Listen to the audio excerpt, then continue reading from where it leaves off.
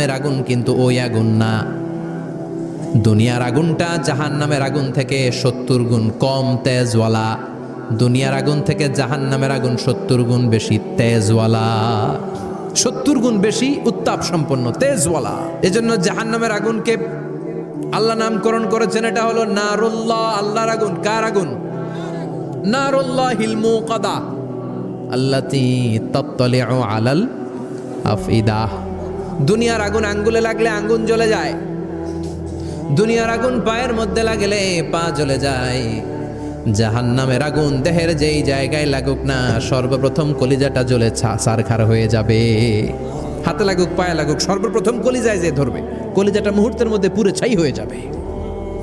পারবেন সহ্য করতে? মোমবাতির উপরে আঙ্গুল রাখছিলেন কখনো?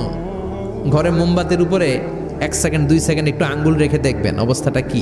আগুনে পোড়া রুগীদেরকে দেখার